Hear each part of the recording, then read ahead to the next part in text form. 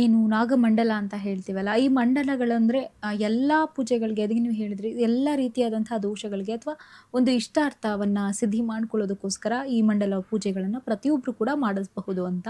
ಅಂದ್ರೆ ಮಂಡಲ ಪೂಜೆ ಅಂದ್ರೆ ಒಂದೇ ರೀತಿಯಾದಂತಹ ಪೂಜೆ ಅಥವಾ ಒಂದೇ ರೀತಿಯಾದಂತಹ ಮಂಡಲಗಳನ್ನ ರಚನೆ ಮಾಡಿ ಪೂಜೆಯನ್ನ ಮಾಡುವಂಥದ್ದು, ಅಥವಾ ಒಂದೊಂದು ಕಾರ್ಯಕ್ಕೆ ಈಗ ದೋಷಪೂರಿತವಾಗಿರೋರಿಗೆ ಅಥವಾ ದೋಷ ಇಲ್ಲದೇನೆ ಉನ್ನತಿಗೋಸ್ಕರ ಮಾಡ್ತಾ ಇರೋರು, ಹೀಗೆ ಬೇರೆ ಬೇರೆ ವಿಧಾನಗಳೇನಾದ್ರೂ ಅದರಲ್ಲಿ ವಿಭಾಗಗಳೇನಾದ್ರೂ ಬರುತ್ತಾ? ಖಂಡಿತ ನೋಡಿ, ಈ ನಾಗಮಂಡಲಗಳಲ್ಲಿ ಒಟ್ಟು ಮಂತ್ರ ನಾಗಮಂಡಲ 108 ಇದೆ, ಯಂತ್ರ ನಾಗಮಂಡಲ 108 ಇದೆ, ಹಾಗೆ ತಂತ್ರ ನಾಗಮಂಡಲ 108 ಇದೆ.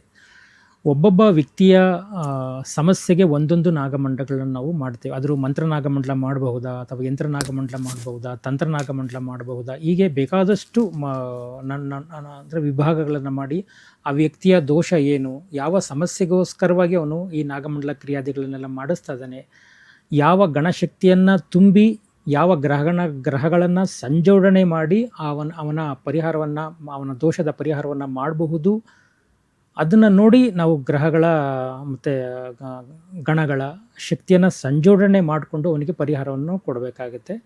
ಸೊ ಬೇಕಾದಷ್ಟಿದೆ. 108 ಹೇಳಿದ್ನಲ್ಲ ಆಗಲಿ, 108 ಮಂತ್ರ ನಾಗಮಂಡಲ, 108 ತಂತ್ರ ನಾಗಮಂಡಲ, 108 ಯಂತ್ರ ನಾಗಮಂಡಲ, ಬೇಕಾದಷ್ಟು ನಾಗಮಂಡಲಗಳಿದೆ.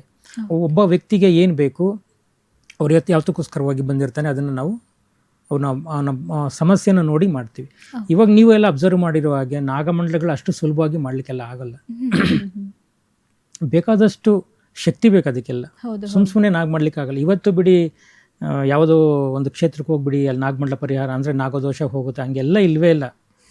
ಅಲ್ಲಿಗೆ ಹೋಗಿ ನಾಗದೋಷ ಪರಿಹಾರ ಆಗುತ್ತೆ, ಇಲ್ಲಿಗೆ ಹೋಗಿ ನಾಗದೋಷ ಪರಿಹಾರ ಆಗುತ್ತೆ, ಸಾಧ್ಯವೇ ಇಲ್ಲ. ಹೌದು, ಸಾಕಷ್ಟು ನಾಗಮಂಡಲಕ್ಕೂ ಸಹ ಶಕ್ತಿ ತುಂಬಬೇಕು ಅಂದ್ರೆ ಅವನು ತಾಂತ್ರಿಕವಾಗಿ ಅಷ್ಟು ಶಕ್ತಿ ಇದ್ರೆ ಅಷ್ಟೇ ಅವನು ತುಂಬಲಿಕ್ಕೆ ಸಾಧ್ಯ, ಇನ್ನೊಬ್ಬನಿಗೆ ಪರಿಹಾರ ಮಾಡಿಕೊಡ್ಲಿಕ್ಕೆ ಸಾಧ್ಯ. ಆಮೇಲೆ ನಾಗಮಂಡಲಗಳನ್ನ ಯಾವುದೋ ಗುಂಪಲ್ ಗೋವಿಂದ ಅಂತ ಕೂತ್ಕೊಂಡು ಪೂಜೆ ಮಾಡಿದ್ರೆ ಹೋಗಲ್ಲ. ಯಾವುದೇ ನಾಗಮಂಡಲಗಳ ಪೂಜೆಗಳು ಮಾಡಿದ್ರು ನಿಮ್ಮ ಸ್ವಹಸ್ತದಿಂದ ಮಾಡಬೇಕು.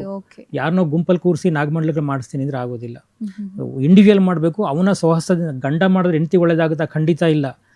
ನಿಮ್ಮ ಪ್ರಾರಬ್ಧ ಕರ್ಮಗಳನ್ನ, ಅಂದ್ರೆ ಪೂರ್ವ ಕರ್ಮಗಳನ್ನ, ಪೂರ್ವ ಸುಕೃತಗಳನ್ನ ನೀವು ಅನುಭವಿಸ್ಬೇಕು ಅಂದ್ರೆ ಒಂಟಿಯಾಗೇ ತಂದಿರ್ತೀರಾ, ಅದನ್ನ ಒಂಟಿಯಾಗೇ ಪರಿಹಾರ ಮಾಡ್ಕೋಬೇಕು. ಹಾಗಾಗಿ ನಾಗಮಂಡಲಗಳು ಯಾವತ್ತೂ ಅಷ್ಟೇ ನಿಮ್ಮ ದೋಷ ಅಥವಾ ಏನಾದ್ರೂ ಇದ್ರೆ ನಿಮ್ಮ ಒಳ್ಳೆ ಕಾರ್ಯಕ್ಕೋಸ್ಕರವಾಗಿ ನೀವು ವೈಯಕ್ತಿಕವಾಗಿ ಮಾಡಬೇಕು. ವೈಯಕ್ತಿಕವಾಗಿ ನೀವು ಪೂಜೆಗೆ ಕೂತ್ಕೊಂಡು ವೈಯಕ್ತಿಕವಾಗಿ ಸಂಕಲ್ಪ ಮಾಡಿದಾಗ ಮಾತ್ರ ಅದ್ರ ಫಲ ನಿಮಗೆ ಬರಲಿಕ್ಕೆ ಸಾಧ್ಯ. ಅಂದರೆ ಇತ್ತೀಚಿನ ದಿನಮಾನಗಳಲ್ಲಿ ನಾವೆಲ್ಲ ನೋಡ್ತಾನೆ ಇದ್ದೇವೆ, ನಾಗಮಂಡಲಗಳಂದ್ರೆ ಅಲ್ಲಿ ಹೋಗಿ ಇಲ್ಲಿ ಹೋಗಿ ಆ ಪೂಜೆ ಮಾಡಿಸಿ, ಹಂಗೆಲ್ಲ ಇಲ್ವೇ ಇಲ್ಲ. ಸಾಕಷ್ಟು ಜನ ಅದನ್ನ ಮಾಡೋದನ್ನ ನಾವು ನೋಡಿದ್ದೀವಿ. ಅಂದ್ರೆ ಕೆಲವೊಂದು ದೋಷ ಅಂತ ಬಂದಾಗ ಕೆಲವೊಂದು ವಿಚಾರಕ್ಕೆ ನೀವು ಹೇಳಿದ ಹಾಗೆ ತುಂಬಾ ಜನ ಇತ್ತೀಚೆಗೆ ಸಿಗ್ತಾ ಇದ್ದಾರೆ. ನಾಗಮಂಡಲ ಪೂಜೆ ಅನ್ನೋದು ಪ್ರಚಲಿತ ಯಾವಾಗ ಆಯ್ತಲ್ಲ, ಕೇಳಕ್ಕೆ ಸಿಗ್ತಾ ಇದೆ, ಅದು ತುಂಬಾ ಎನರ್ಜಿ ಇರುತ್ತೆ ಅಂತ ಯಾವಾಗ ಜನಗಳಿಗೆ ಗೊತ್ತಾಗ್ತಾ ಇದೆ, ಅದನ್ನೇ ಬಂಡವಾಳವಾಗಿ ಮಾಡ್ಕೋತಾ ಇದ್ದಾರೆ. ಇನ್ನೊಂದಷ್ಟು ಜನ ನಾವು ಕೂಡ ಪರಿಹಾರವನ್ನ ಕೊಡ್ತೀವಿ ಅಂತ ಹೇಳ್ತಿದ್ದಾರೆ. ಇನ್ನೊಂದಷ್ಟು ಕೇಳಿರೋ ಪ್ರಕಾರ ಅದನ್ನ ನಿಜಕ್ಕೂ ಅನುಭವಿಸಿದವರು ಅದರಿಂದ ಬರುವಂತ ಎನರ್ಜಿಯಿಂದ ಅವರ ಜೀವನದಲ್ಲಿ ತುಂಬಾ ಚೇಂಜಸ್ ಆಗಿರೋದನ್ನ ಕಂಡಿರ್ತಾರೆ ಕಣ್ಣಾರೆಯಾಗಿ. ಸೊ ಅವರ ಅನುಭವಗಳು ತುಂಬಾ ಬೇರೆ ರೀತಿಯಾಗಿ ಬರುತ್ತೆ. ಸಾಮಾನ್ಯವಾಗಿ ಎಲ್ಲ ಪೂಜೆಗಳ ತರ ಈ ಪೂಜೆ ಅಲ್ಲ. ಈ ವಿಧಿ ಹೇಗಿರುತ್ತೆ, ಮನುಷ್ಯ ಆ ಪೂಜೆಯನ್ನ ಮಾಡೋನಾಗಿರ್ಬಹುದು ಮತ್ತೆ ಪೂಜೆಯನ್ನ ಮಾಡಿಸೋನು ಯಾವ ರೀತಿಯಾದಂತಹ ವಿಧಿಗಳನ್ನ ಫಾಲೋ ಮಾಡಬೇಕಾಗತ್ತೆ ನೋಡಿ. ವಿಶೇಷವಾಗಿ ಈ ನಾಗಮಂಡಲ ಕ್ರಿಯಾದಿಗಳೇನಿದೆ ತುಂಬಾನೇ ಶ್ರೇಷ್ಠ ಅಂತಲೇ ಹೇಳ್ಬೋದು, ಮತ್ತು ತುಂಬ ಸೂಕ್ಷ್ಮವಾಗಿರುತ್ತೆ.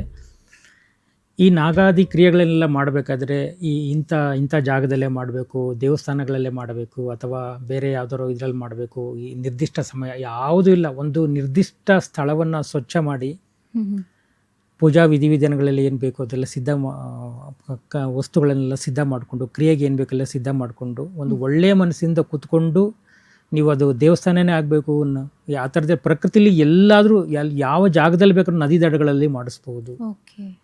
ಉತ್ತರ ಕೂತ್ಕೋಬೇಕಾ, ಪೂರ್ವ ಕೂತ್ಕೋ, ಪಶ್ಚಿಮ ಯಾವುದಿಲ್ಲ, ದಿಕ್ಕುಗಳು ಸಹ ಅದಕ್ಕಿಲ್ಲ. ಒಂದು ಪವಿತ್ರ ಮನಸ್ಸನ್ನು ಇಟ್ಕೊಂಡು ಆ ಸ್ಥಳದಲ್ಲಿ ಕೂತ್ಕೊಂಡು ಪೂಜೆ ಮಾಡಿಸಿದ್ರೆ ಫಲಗಳು ಲಭ್ಯ ಆಗುತ್ತೆ.